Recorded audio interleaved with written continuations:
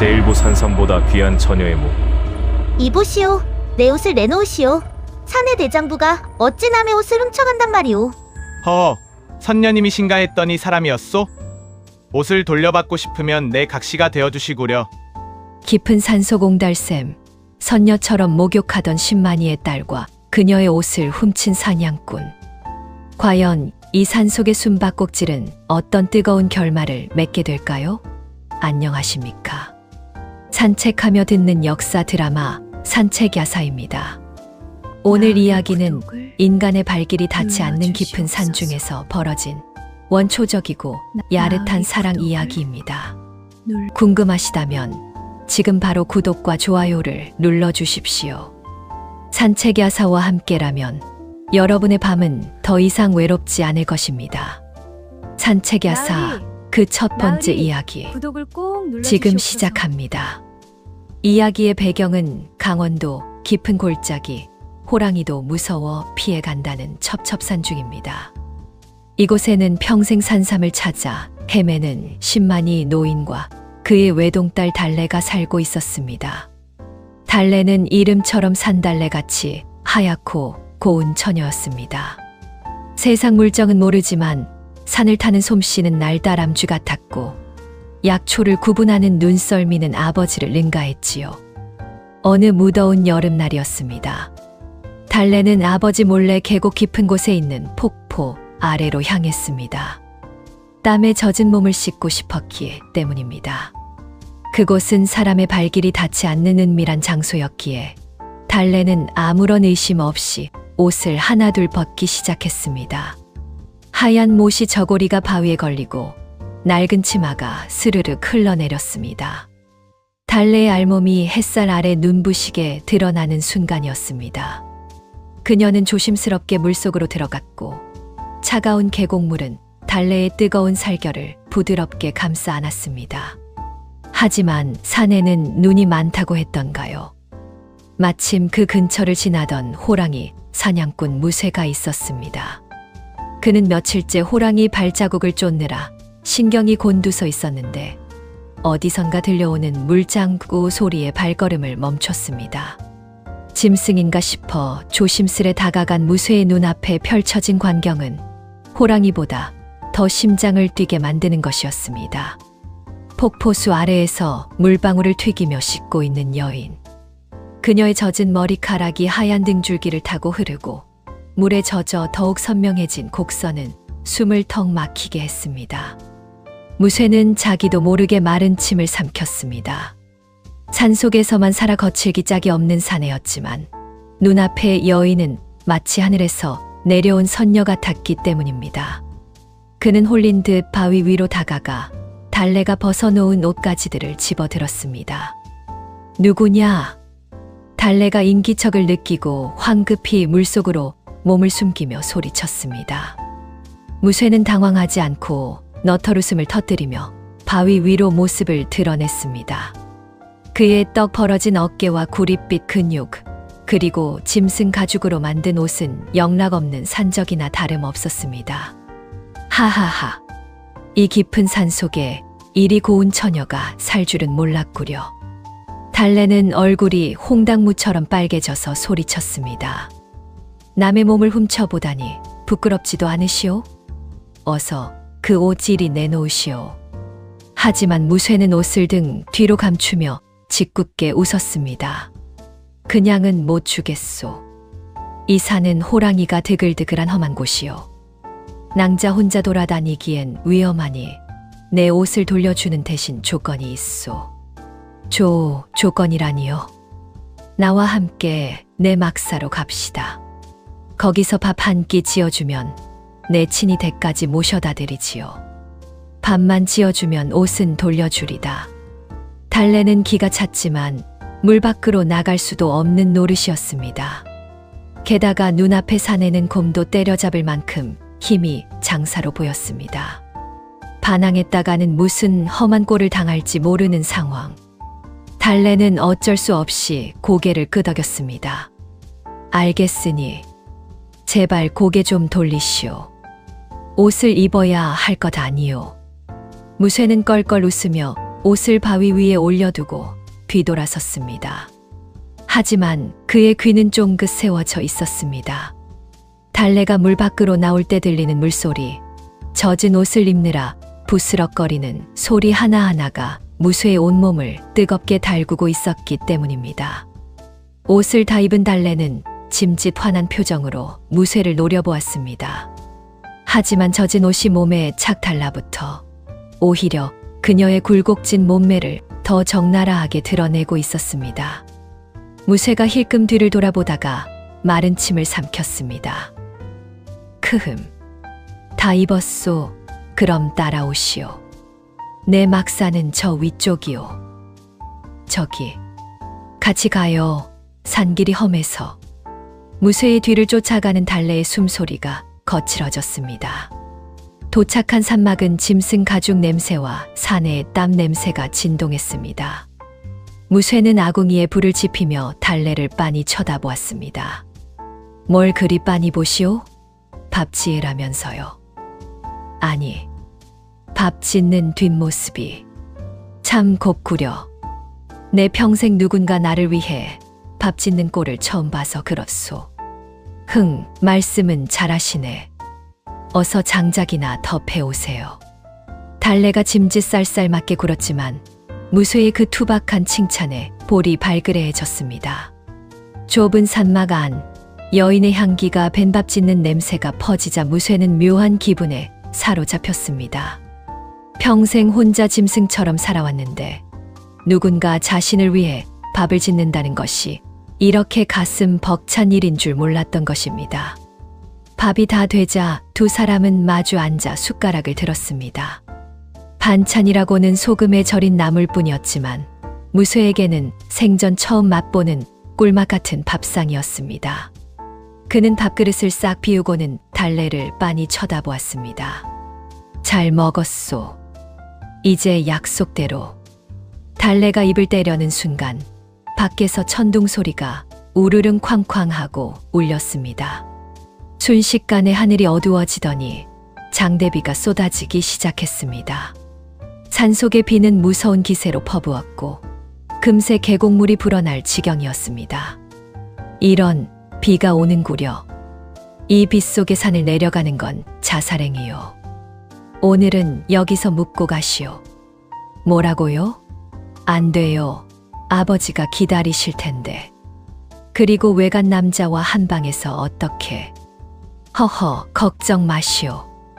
내 맹세코 손끝 하나 건드리지 않으리다. 저기 구석에 웅크리고 잘 테니 낭자는 따뜻한 아랫목을 쓰시오.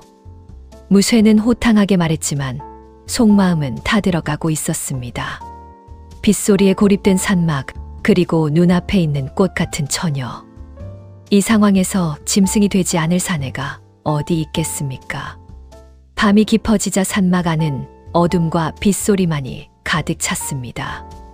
달래는 불안한 마음에 잠을 이루지 못하고 뒤척였습니다. 무쇠 역시 벽에 기대앉아 거친 숨만 몰아쉬고 있었지요. 잠이 안 오시오? 어둠 속에서 무쇠의 낮은 목소리가 들려왔습니다. 네, 빗소리가 너무 커서요.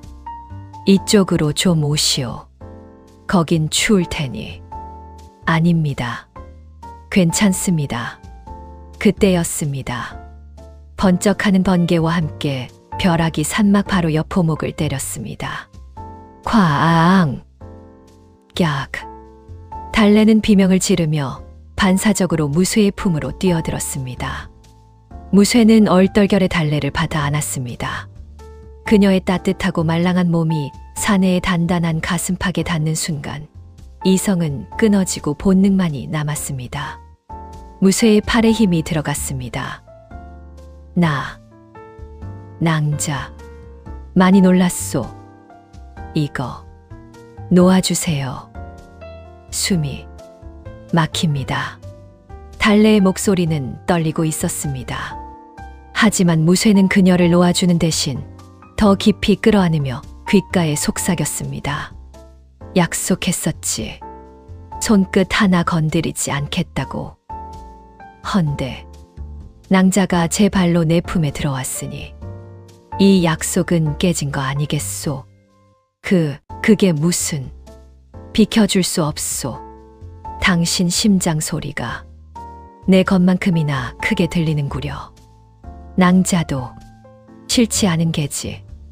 무쇠의 뜨거운 입김이 달래의 목덜미를 스치자 달래의 몸에서 힘이 쭉 빠져나갔습니다.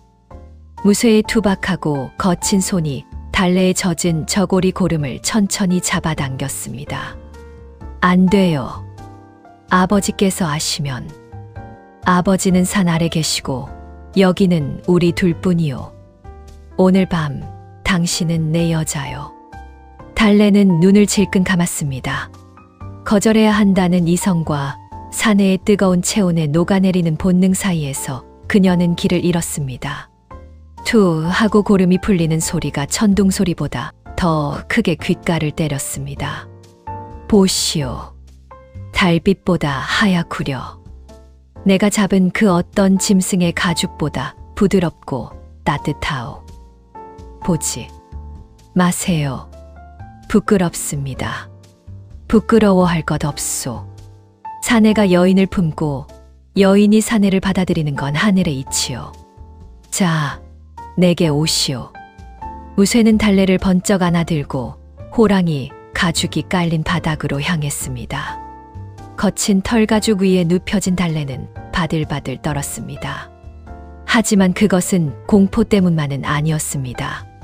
평생 산속에서만 살아온 처녀가 처음으로 느끼는 사내라는 존재에 대한 호기심과 두려움, 그리고 알 수 없는 기대감이 뒤섞인 떨림이었습니다.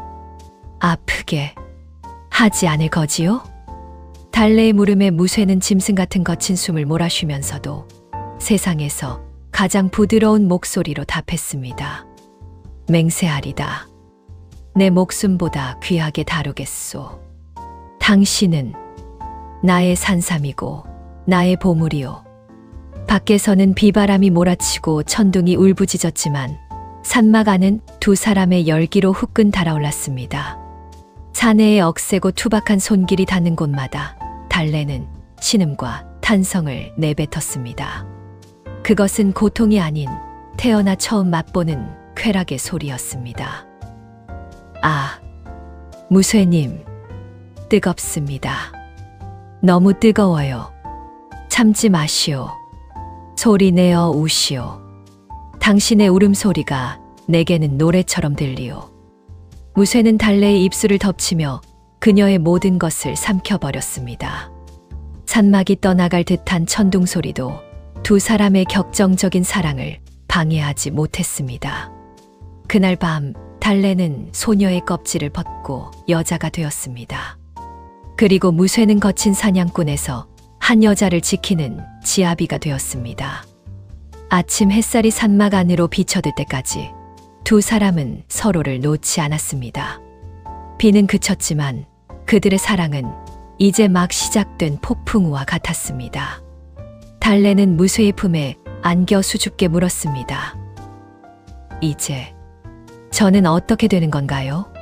집으로 보내주실 건가요? 무쇠는 달래의 헝클어진 머리카락을 쓸어 넘기며 씩 웃었습니다. 보내주겠소. 내가 미쳤다고 내 각시를 보내겠소. 아버님께는 내가 가서 말씀드리리다. 사위가 왔다고. 정말 책임지실 건가요? 사내 대장부가 두말하겠소.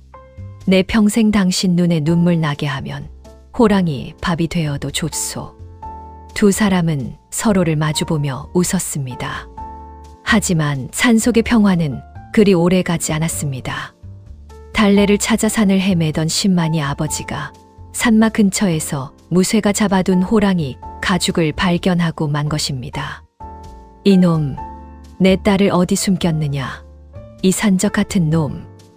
아버지의 녹이 띤 고함 소리가 산을 울렸습니다.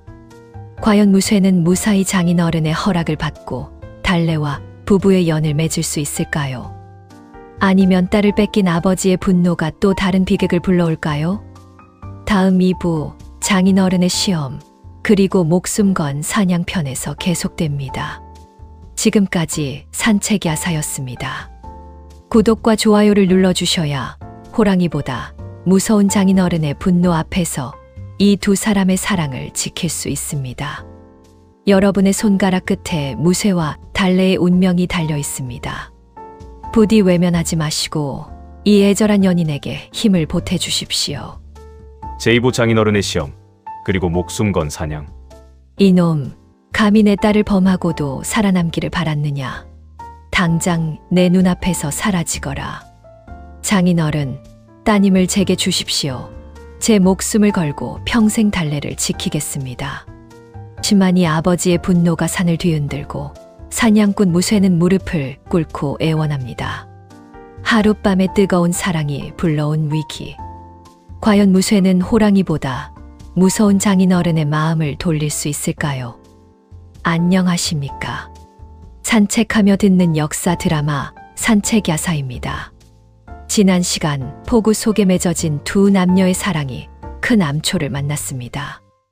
목숨을 건 사내의 진심, 그리고 딸을 지키려는 아버지의 부정. 이 치열한 대결의 승자가 궁금하시다면 지금 바로 구독과 좋아요를 꾹 눌러주십시오. 산책야사와 함께라면 여러분의 가슴도 뜨겁게 타오를 것입니다. 산책야사 두 번째 이야기. 지금 시작합니다. 아버지, 이러지 마세요.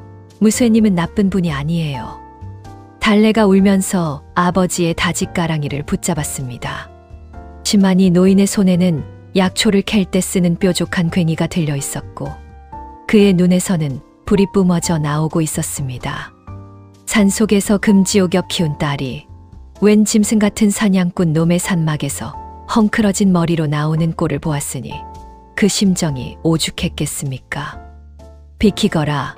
이놈이 너를 겁탈한 것이 분명하다. 내 오늘 이놈의 뼈를 추려 호랑이 밥으로 주겠다. 노인은 괭이를 치켜들고 무쇠에게 달려들었습니다. 하지만 무쇠는 피하지 않았습니다. 그는 그 자리에 털썩 무릎을 꿇고 바위처럼 단단한 등판을 노인에게 내밀었습니다. 치십시오. 따님을 훔친 죄 달게 받겠습니다. 하지만 제 마음만은 거짓이 아닙니다. 퍽 하는 소리와 함께 괭이 자루가 무쇠의 등짝을 후려쳤습니다. 보통 사람 같으면 비명을 질렀을 테지만 무쇠는 신음 소리 한 번 내지 않고 묵묵히 매를 맞았습니다. 한 대, 두 대, 세 대. 등에서 피가 배어 나와 옷을 적셨지만 무쇠는 꿈쩍도 하지 않았습니다. 오히려 그의 눈빛은 더욱 형형하게 빛나고 있었습니다. 그만하세요. 아버지, 제발요. 제가 원해서 한 일이에요. 달래가 무쇠의 등 위로 몸을 던져 아버지를 막아섰습니다. 노인은 딸의 그 말에 망연자실하여 괭이를 떨어뜨렸습니다. 하늘이 무너지는 것 같은 표정이었습니다. 내가 원해서. 네. 비가 와서 산막에 묵었고 무쇠님은 저를 지켜주셨어요. 제가 은혜를 갚으려 몸을 들인 겁니다. 물론 거짓말이 섞여 있었지만 달래는 그렇게라도 사랑하는 정인을 지키고 싶었습니다. 노인은 한숨을 깊게 내쉬며 바위에 주저앉았습니다. 이미 엎질러진 물, 깨진 독이었습니다. 딸년이 제 입으로 좋아서 했다는데 아비로서 더 이상 할 말이 없었던 것입니다. 빌어먹을 놈. 내 놈 이름이 무쇠라고 했느냐? 예, 장인어른. 산 아랫마을 사냥꾼 무쇠라 합니다. 장인어른 소리 집어치워라. 내 아직 허락하지 않았다. 내 놈이 정말 내 딸을 평생 굶기지 않고 호강시켜줄 자신이 있느냐? 제 몸이 부서지는 한이 있어도 달래 손에 물 한 방울 묻히지 않겠습니다. 호랑이를 잡아 가죽을 팔고 곰을 잡아 쓸개를 팔아서라도 비단옷 입히고 쌀밥 먹이겠습니다. 무쇠의 목소리에는 결기가 서려 있었습니다. 심하니 노인은 그제야 사내의 눈을 똑바로 쳐다보았습니다. 거칠지만 흔들림 없는 눈빛. 제 딸을 굶길 위인은 아니라는 생각이 들었습니다. 하지만 이대로 쉽게 허락할 수는 없는 노릇이었습니다. 좋다. 말로는 누가 못하겠느냐. 내 진심을 증명해 보아라. 이 산 꼭대기에 가면 천년 묵은 백사인 뱀가 산다고 한다. 그놈을 잡아 오너라. 그 백사를 잡아 예물로 바친다면 내 너를 사위로 인정하마. 그것은 불가능에 가까운 시험이었습니다. 천년 묵은 백사는 영물 중의 영물이라 사람이 보면 눈이 멀거나 홀려서 죽는다는 전설의 뱀이었습니다.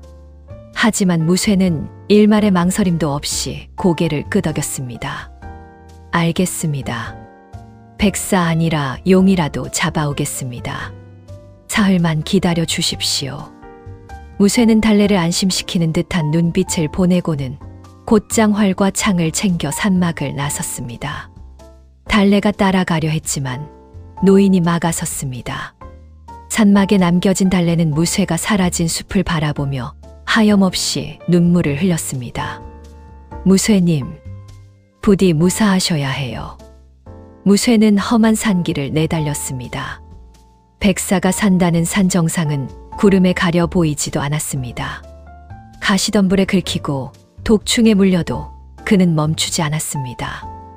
오로지 달래의 얼굴, 그 하얗고 고운 미소만을 떠올리며 발걸음을 재촉했습니다. 밤이 되자 산은 또 다른 얼굴을 드러냈습니다. 늑대들의 울음소리가 귓가를 때리고 어둠 속에서 번뜩이는 짐승들의 눈빛이 무쇠를 노렸습니다. 그는 바위 틈에 몸을 숨기고 쪽잠을 잤습니다. 꿈속에서도 달래가 나타나 그를 유혹했습니다. 지난밤 호랑이 가죽 위에서 나누었던 뜨거운 정사가 생생하게 되살아나 무쇠의 몸을 달아오르게 했습니다. 반드시 살아서 돌아간다. 돌아가서 그 부드러운 살결을 다시 품으리라.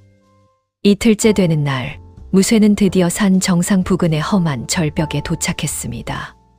전설대로라면 저 절벽 아래 깊은 동굴에 백사가 있을 터였습니다. 무쇠는 밧줄 하나에 몸을 의지한 채 천길 낭떠러지 아래로 내려갔습니다. 발을 헛디디면 그대로 황천길인 상황. 그때 동굴 입구에서 서늘한 기운과 함께 희뿌연 안개가 피어올랐습니다. 그리고 어둠 속에서 두 개의 붉은 눈이 무쇠를 노려보았습니다. 쉬익, 쉬익. 엄청난 크기의 백사였습니다. 몸통 굵기가 사람 허리만 했고 길이는 끝이 보이지 않았습니다. 백사는 침입자를 경계하며 다리를 틀고 독이 든 혀를 날름거렸습니다. 무쇠는 마른 침을 삼키며 활시위를 당겼습니다. 하지만 백사의 비늘은 웬만한 화살로는 뚫리지 않을 만큼 단단해 보였습니다. 이 요물아, 내 각시를 위한 예물이 되어라. 무쇠가 소리치며 화살을 날렸습니다.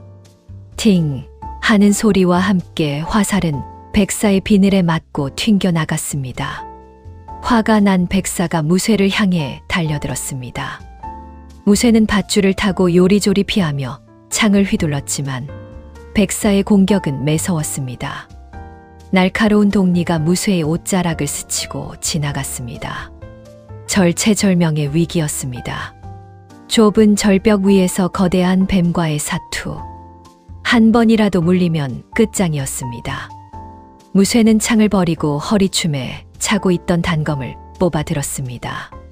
근접 전 그것만이 살 길이었습니다. 백사가 다시 한번 입을 크게 벌리고 달려드는 순간 무쇠는 피하는 대신 백사의 머리 위로 몸을 날렸습니다. 그리고 온 힘을 다해 백사의 목덜미, 비늘이 갈라지는 그 틈새를 향해 단검을 내리꽂았습니다. 죽어라. 푹. 검붉은 피가 솟구쳤습니다. 백사는 고통에 몸부림치며 무쇠를 몸통으로 휘감았습니다. 엄청난 압박감이 무쇠의 갈비뼈를 으스러뜨릴 듯 조여왔습니다. 숨이 막히고 눈앞이 흐려졌습니다. 이대로 죽는 것인가? 달래의 얼굴이 주마등처럼 스쳐 지나갔습니다. 안 돼. 달래를 두고 죽을 순 없다. 무쇠는 마지막 남은 힘을 짜내어 단검을 비틀었습니다. 크아악! 기괴한 비명을 지르며 백사의 힘이 서서히 풀렸습니다. 거대한 몸뚱이가 축 늘어지며 절벽 아래로 떨어지려는 찰나 무쇠는 간신히 백사의 꼬리를 붙잡고 바위 위로 기어 올랐습니다. 온몸이 피투성이가 된 채 무쇠는 가쁜 숨을 몰아쉬었습니다.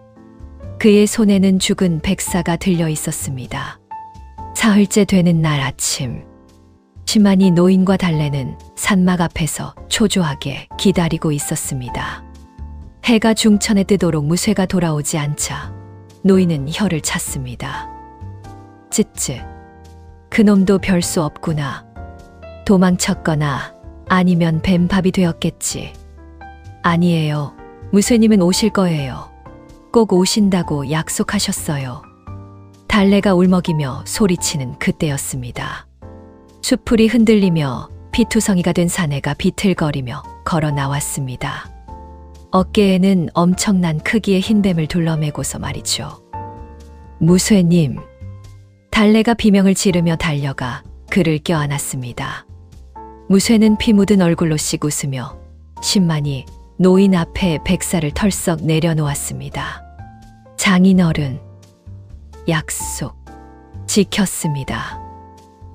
이제 제 각시 주십시오. 신만이 노인은 입을 다물지 못했습니다. 전설 속의 영물을 진짜로 잡아올 줄은 꿈에도 몰랐기 때문입니다. 게다가 온몸이 상처투성인 채로 오직 약속을 지키기 위해 돌아온 사내의 집념에 노인은 감복할 수밖에 없었습니다. 허허, 이 미련 곰탱이 같은 놈. 내 너를 사위로 인정하마. 내 딸을 잘 부탁한다. 그날 밤 산막에서는 조촐하지만 뜻깊은 혼례가 치러졌습니다.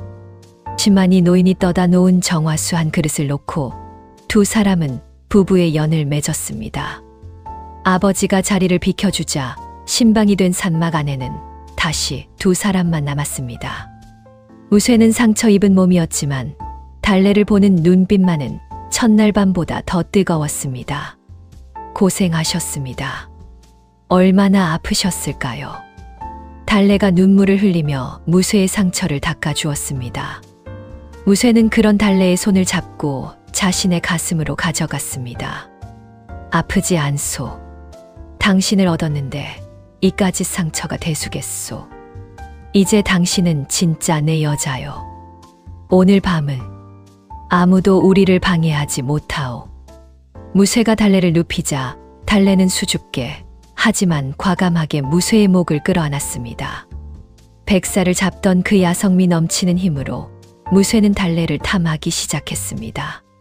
죽음의 문턱을 넘고 돌아온 사내의 사랑은 더욱 깊고 더욱 절박했습니다. 달래 역시 자신을 위해 목숨을 건 사내에게 온몸과 마음을 다 바쳐 응답했습니다.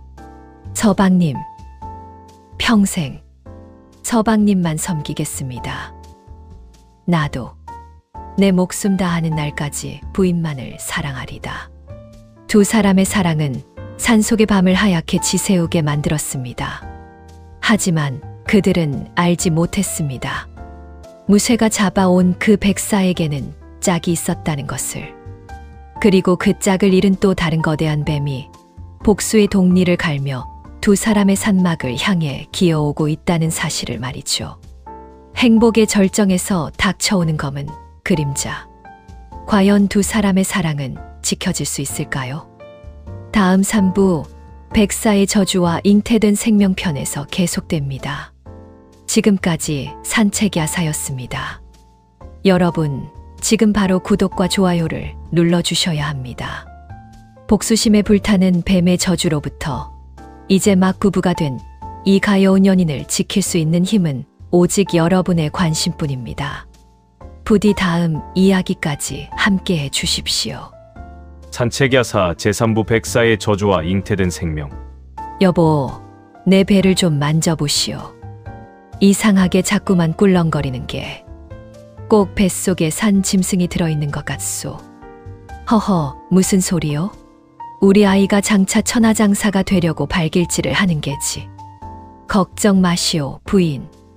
행복한 신혼부부의 대화처럼 들리지만 달래의 표정은 어둡기만 합니다. 남편 무쇠가 잡아온 백사를 고아 먹고 생긴 아이. 과연 그 아이는 축복일까요? 아니면 끔찍한 저주의 시작일까요? 안녕하십니까? 산책하며 듣는 역사 드라마 산책야사입니다. 지난 시간 목숨을 건 사투 끝에 맺어진 무쇠와 달래 부부에게 찾아온 기이한 태몽과 불길한 징조. 사랑의 결실인 줄 알았던 생명이 공포가 되어 다가오고 있습니다. 이 가여운 부부의 운명이 궁금하시다면 지금 바로 구독과 좋아요를 눌러주십시오. 산책야사가 여러분을 미스터리하고 애절한 이야기 속으로 안내하겠습니다. 산책야사 세 번째 이야기. 지금 시작합니다. 무쇠와 달래가 부부의 연을 맺은 지도 어느덧 반년이 지났습니다. 산중의 생활은 평화롭기 그지없었습니다. 무쇠는 매일 사냥을 나갔고 달래는 집에서 나무를 캐고 약초를 말리며 서방님을 기다렸습니다. 밤이면 두 사람은 호랑이 가죽 위에서 서로의 살결을 탐하며 뜨거운 사랑을 나누었습니다. 마치 내일이 없는 사람들처럼 그들은 서로에게 깊이 빠져들었습니다. 그러던 어느 날 신만이 장인어른이 귀한 약재를 들고 산막을 찾았습니다. 무쇠가 잡아왔던 그 거대한 백사를 푹고 와서 약으로 만들어 온 것입니다. 자, 이걸 마셔라. 천년 묵은 백사는 죽은 사람도 살린다는 영약이다. 이걸 먹으면 우리 달래가 떡두꺼비 같은 아들을 낳을 것이야. 아버님, 뱀이라니. 저는 징그러워서 못 먹겠습니다. 달래가 손사래를 쳤지만 무쇠와 장인어른의 성화에 못 이겨 결국 그 뽀얀 국물을 마셨습니다. 비릿하면서도 묘한 향이 나는 국물이 목구멍을 타고 넘어가자 달래의 온몸에 뜨거운 기운이 퍼졌습니다. 그날 밤 달래는 기이한 꿈을 꾸었습니다. 꿈속에서 거대한 흰뱀이 자신의 치마폭으로 스르르 기어들어오는 것이었습니다. 뱀의 눈은 붉게 충혈되어 있었고 입에서는 검은 연기를 내뿜고 있었습니다. 악! 달래는 비명을 지르며 깨어났습니다. 온몸이 식은땀으로 젖어 있었습니다. 옆에서 자던 무쇠가 놀라 일어났습니다.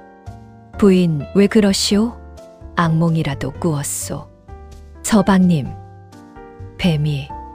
흰 뱀이 제 몸속으로 들어왔어요.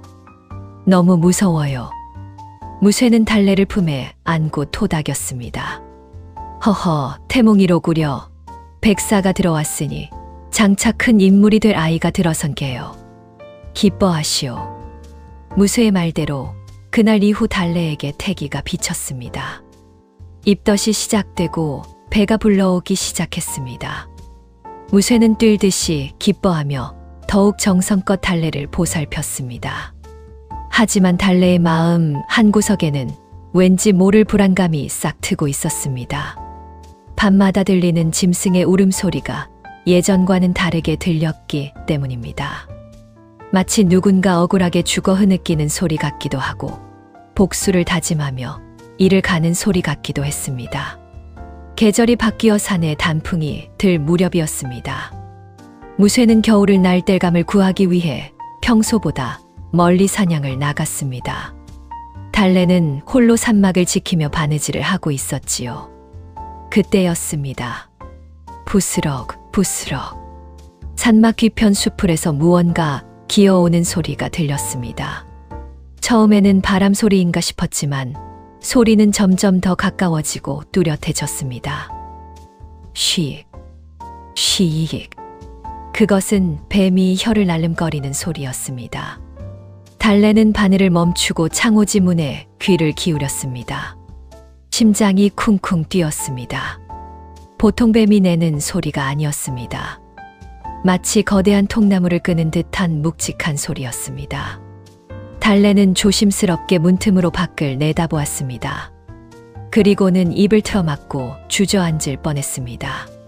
산막을 둘러싼 울타리 밖 어둠 속에서 두 개의 붉은 눈이 번뜩이고 있었습니다.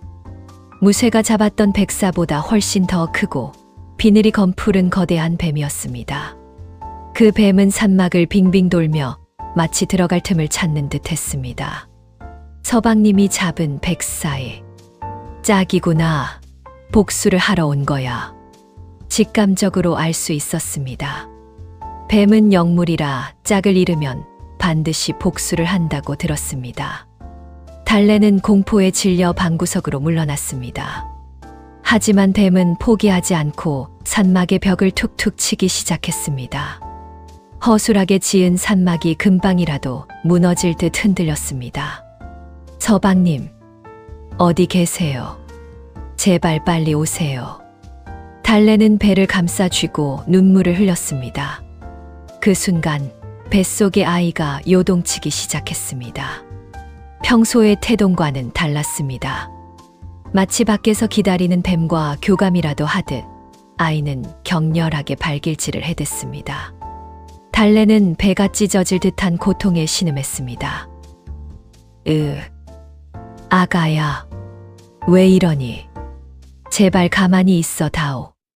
그때 밖에서 무쇠의 고함 소리가 들렸습니다. 이 요물아, 썩 물러가라. 무쇠가 돌아온 것입니다. 무쇠는 땔감을 한 짐 지고 오다가 집을 포위하고 있는 거대한 흑사검은 뱀을 발견하고 지게를 내동댕이 쳤습니다. 그의 손에는 도끼가 들려 있었습니다. 흑사는 무쇠를 보자마자 목표를 바꾼 듯 거대한 머리를 쳐들고 무쇠에게 달려들었습니다. 흑사가 독을 뿜으며 무쇠를 덮쳤습니다. 무쇠는 날렵하게 몸을 피하며 도끼를 휘둘렀지만 흑사의 껍질은 강철처럼 단단했습니다. 도끼날이 튕겨나가며 불꽃이 튀었습니다. 백사보다 훨씬 더 강하고 사나운 놈이었습니다. 여보, 나오지 마시오. 문을 걸어 잠그시오. 무쇠가 소리치며 흑사와 엉겨 붙었습니다. 거대한 뱀의 몸통이 무쇠의 다리를 휘감았습니다. 무쇠는 비명을 지르며 쓰러졌습니다. 뼈가 으스러지는 소리가 났습니다. 달래는 더 이상 견딜 수 없어 방문을 박차고 나갔습니다. 안 돼요. 서방님을 놔줘. 달래가 부엌에 있던 시칼을 들고 뛰쳐나갔습니다. 임신한 몸으로 뒤뚱거리며 그녀는 무쇠를 조이고 있는 흑사의 꼬리를 향해 칼을 내리꽂았습니다. 하지만 여인의 힘으로는 뱀의 가죽을 뚫기에 역부족이었습니다. 오히려 흑사는 귀찮다는 듯 꼬리로 달래를 쳐버렸습니다. 달래가 바닥으로 나뒹굴었습니다. 배를 감싸 쥐고 고통스러워하는 달래를 보자 무쇠의 눈이 뒤집혔습니다. 자신은 죽어도 좋지만 아내와 아이가 다치는 건 볼 수 없었습니다. 무쇠는 초인적인 힘을 발휘하여 뱀의 조임을 풀어내고 바닥에 떨어진 도끼를 다시 집어들었습니다. 네 이놈, 감히 내 처자식을 건드려. 내 오늘 너랑 같이 죽겠다. 무쇠는 자신의 팔을 뱀의 아가리에 들이밀었습니다. 흑사가 덥석 무쇠의 팔을 물었습니다. 독리가 살을 파고들고 독이 퍼져나갔습니다. 하지만 무쇠는 고통을 참으며 자유로운 다른 손으로 도끼를 높이 쳐들었습니다. 그리고 뱀의 머리, 바로 정수리를 향해 온 힘을 다해 내려찍었습니다. 퍽! 검은 피가 사방으로 튀었습니다. 도끼날이 뱀의 두개골을 박살냈습니다. 흑사는 끔찍한 비명을 지르며 몸을 비틀었고 무쇠와 함께 바닥을 뒹굴었습니다. 한참을 꿈틀거리던 거대한 뱀이 마침내 축 늘어졌습니다. 무쇠 역시 팔이 퉁퉁 부어오른 채 숨을 헐떡이며 쓰러졌습니다. 서방님 정신 차리세요. 달래가 기어와 무쇠를 끌어안았습니다. 무쇠의 얼굴은 독 때문에 검푸르게 변해가고 있었습니다. 하지만 그는 흐릿한 눈으로 달래의 배를 어루만졌습니다. 부인, 아이는 괜찮소? 네, 아이는 괜찮아요. 서방님, 죽으면 안 돼요. 우리 세 식구 살아야죠. 달래는 울면서 자신의 치마폭을 찢어 무쇠의 팔을 묶었습니다. 그리고 독을 빨아내기 위해 입을 갖다 대었습니다. 그때 숲속에서 또 다른 인기척이 느껴졌습니다. 이번엔 뱀이 아니었습니다. 신만이 장인어른이었습니다. 딸의 비명 소리를 듣고 한달음에 달려온 것입니다. 아이고, 이게 무슨 변고냐. 노인은 쓰러진 뱀과 사위를 보고 기겁을 했습니다. 하지만 노련한 신만이답게 지체하지 않고 품에서 귀한 해독초를 꺼내 무쇠의 입에 물렸습니다. 그리고 뱀의 쓸개를 꺼내 상처 부위에 발랐습니다. 다행히 무쇠의 숨결이 조금씩 돌아왔습니다. 천만다행이다. 흑사검은 뱀의 독은 백사보다 지독한데 내 서방의 기운이 워낙 장사라 버틴 게다. 그날 밤 산막은 피비린내와 약초 냄새로 진동했습니다. 무쇠는 며칠을 알아누웠지만 달래의 지극정성 덕분에 죽음의 고비를 넘겼습니다. 하지만 문제는 뱀이 죽고 난 뒤부터였습니다. 달래의 배가 비정상적으로 빠르게 불러오기 시작한 것입니다. 아직 달이 차려면 멀었는데 배는 만삭 임신부처럼 남산만 해졌습니다. 그리고 밤마다 달래는 헛소리를 하기 시작했습니다. 추워, 차가워, 비늘이 돋아나. 무쇠가 달래의 몸을 닦아주려 옷을 벗겼을 때 그는 소스라치게 놀라고 말았습니다. 달래의 하얀 대 위에 희미하게 뱀의 비늘 같은 무늬가 돋아나고 있었기 때문입니다. 백사를 먹고 잉태된 아이, 그리고 흑사의 저주가 서린 밤. 과연 달래의 뱃속에 든 것은 사람일까요? 아니면 뱀일까요? 달이 꽉 차고 드디어 산통이 시작되었습니다. 천둥번개가 치던 첫날 밤처럼 출산날에도 하늘이 뚫린 듯 폭우가 쏟아졌습니다. 달래의 비명 소리가 산을 울렸습니다. 아, 서방님, 배가 찢어질 것 같아요. 부인, 조금만 더 힘을 내시오. 아버님, 아이가 나옵니다. 산파 역할을 하던 장인어른의 손이 덜덜 떨렸습니다. 아이의 머리가 보이는데 그 모습이 예사롭지 않았기 때문입니다. 사람의 형상을 하고 있지만 아이의 몸을 감싸고 있는 탯줄이 마치 뱀처럼 다리를 틀고 있었습니다. 그리고 아이가 세상 밖으로 나오자마자 응애하는 울음소리 대신 기이한 소리를 냈습니다. 쉬익, 쉬익. 무쇠와 장인어른 그리고 달래는 공포에 질려 아무 말도 할 수 없었습니다. 태어난 아이의 눈이 죽은 백사와 똑같은 붉은색이었기 때문입니다. 과연 이 아이는 부부에게 축복이 될까요? 아니면 끔찍한 재앙이 될까요? 그리고 이 아이를 둘러싼 상상을 초월하는 마지막 반전이 기다리고 있습니다. 다음 사부, 뱀의 눈을 가진 아이와 피로 쓴 족보 편에서 대단원의 막이 내립니다. 지금까지 산책야사였습니다. 여러분, 제발 구독과 좋아요를 눌러주십시오. 뱀의 저주를 받고 태어난 이 기구한 아이와 아이를 지키려는 부모의 처절한 사투. 여러분의 작은 관심만이 이 비극적인 운명을 바꿀 수 있습니다.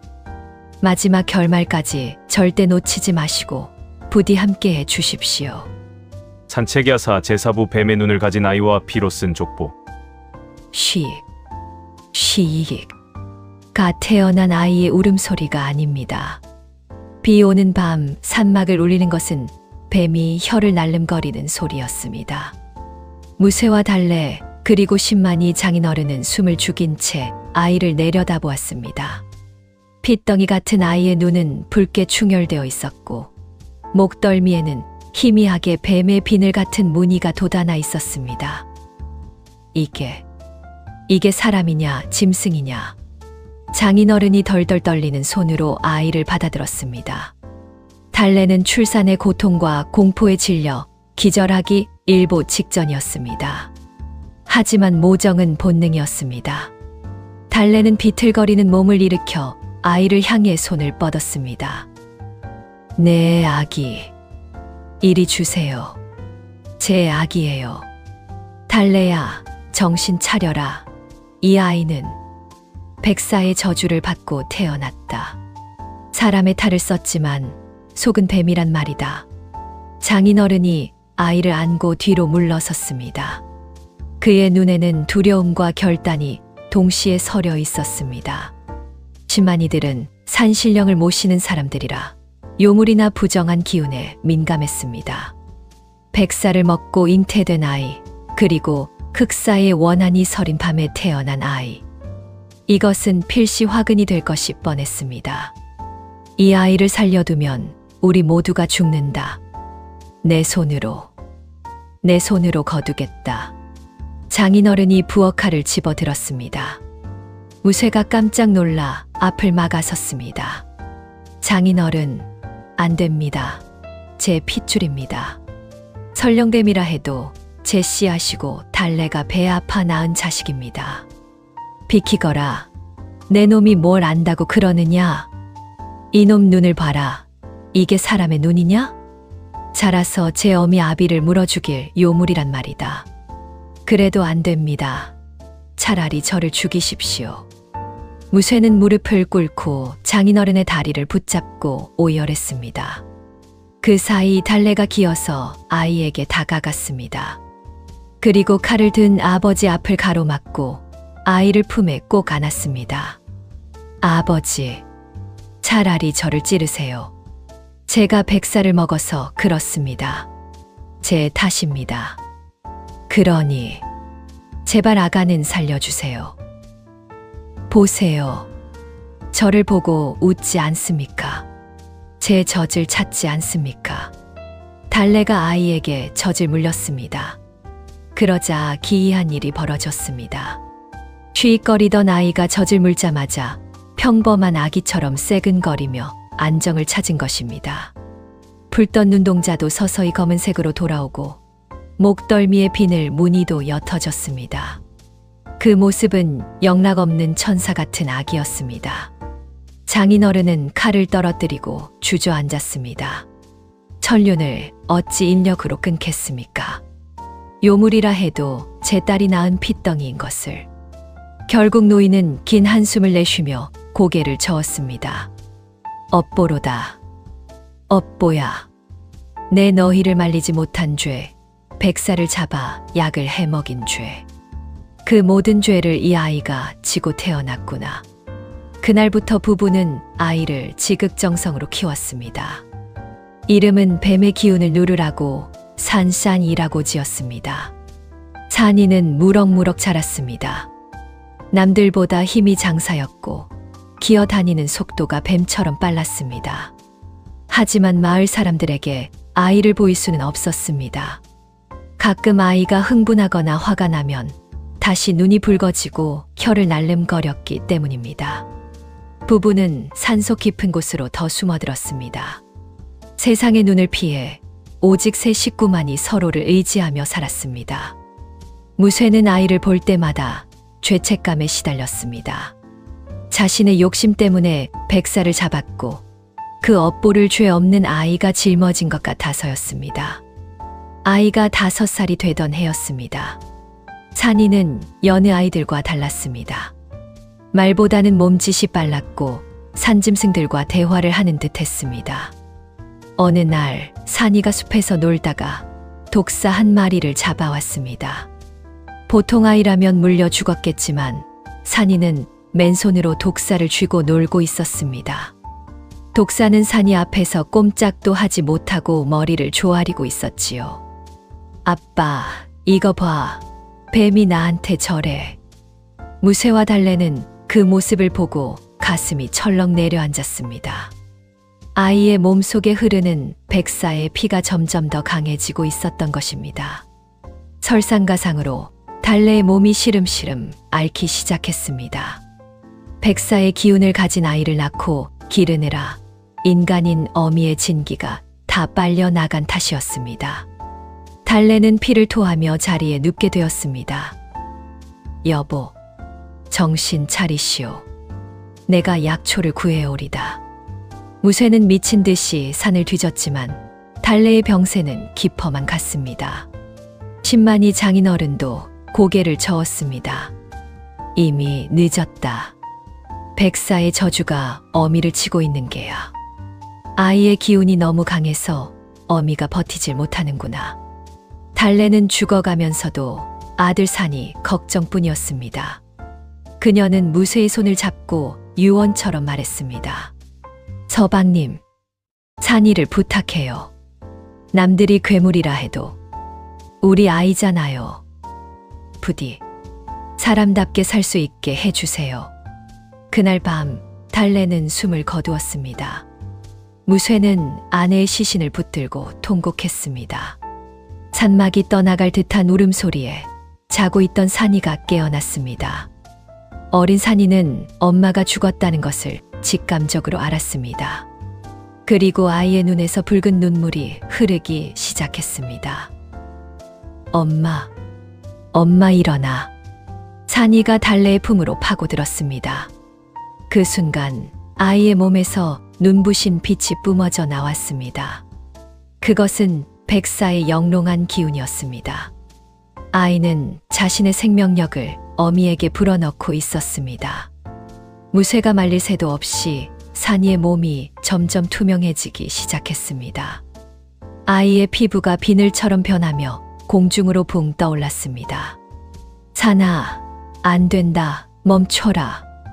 무쇠가 아이를 잡으려 했지만 손이 닿지 않았습니다. 산이는 이미 반쯤 뱀의 형상으로 변해 있었습니다. 아이는 슬픈 눈으로 무쇠를 내려다보며 처음이자 마지막으로 또렷한 말을 남겼습니다. 아빠, 엄마를 살려줘. 나는 사람이 아니야. 나는 뱀이야. 엄마 뱃속에 있을 때부터 알았어. 이제 엄마한테 진 빚을 갚고 갈게. 산이의 몸이 완전히 백사로 변했습니다. 그리고 달래의 입속으로 스르르 들어갔습니다. 자신을 희생하여 어미를 살리려는 효심, 아니 뱀의 보은이었습니다. 잠시 후 죽었던 달래의 얼굴에 혈색이 돌아오고 멈췄던 숨이 다시 터졌습니다. 달래가 눈을 떴을 때 방 안에는 무쇠 혼자 멍하니 앉아 울고 있었습니다. 산이는 온데간데 없고 달래의 품에는 뱀이 허물을 벗고 남긴 작은 껍질만이 남아 있었습니다. 그 껍질은 마치 아이가 덮고 자던 이불처럼 따뜻했습니다. 여보, 우리 산이는 어디 갔어요? 무쇠는 아무 말도 못하고 달래를 끌어안았습니다. 두 사람은 산이가 남긴 허물을 붙들고 밤새도록 울었습니다. 백사의 저주인 줄 알았던 아이는 사실 부부에게 생명을 주고 떠난 선물이었던 것입니다. 천년 묵은 백사는 죽음을 통해 원망을 갚은 것이 아니라 은혜를 갚고 승천한 것이었습니다. 이후 무쇠와 달래는 산이를 가슴에 묻고 산을 내려왔습니다. 더 이상 산속에 살 자신이 없었기 때문입니다. 두 사람은 작은 마을에 정착하여 대장간을 열었습니다. 무쇠는 쇠를 두드릴 때마다 아들 산이를 생각했고, 달래는 뱀 허물을 장롱 깊숙이 간직하며 평생을 살았습니다. 그리고 신기하게도 그들이 만든 농기구와 칼은 영험한 기운이 있어 마을 사람들을 지켜주었다고 합니다. 먼 훗날 노인이 된 무쇠와 달래가 죽던 날 밤, 마을 사람들은 기이한 광경을 목격했습니다. 하늘에서 두 마리의 학과 함께 눈부시게 하얀 아기 뱀 한 마리가 내려와 두 사람의 영혼을 인도해가는 모습을 말이죠. 세 식구는 그렇게 저 세상에서 다시 만나 못다 한정을 나누었을 것입니다. 이것이 강원도 깊은 산골에 전해 내려오는 산삼보다 귀한 처녀와 사냥꾼, 그리고 뱀이 된 효자 아들의 슬픈 전설입니다. 사랑은 저주마저 녹이고 희생은 기적을 만든다는 교훈을 남긴 채 말이죠. 지금까지 사부에 걸친 대서사시 10만이 딸 산삼보다 귀한 몸을 청취해 주셔서 감사합니다. 산책야사는 앞으로도 우리 역사 속에 숨겨진 가슴 시리고 애틋한 이야기들을 찾아 여러분을 찾아뵙겠습니다. 오늘 이야기가 마음에 드셨다면 구독과 좋아요, 그리고 따뜻한 댓글 하나 남겨주십시오. 여러분의 응원이 산책 야사를 걷게 하는 가장 큰 힘입니다. 편안한 밤 되십시오. 지금까지 산책하며 듣는 산책 야사였습니다.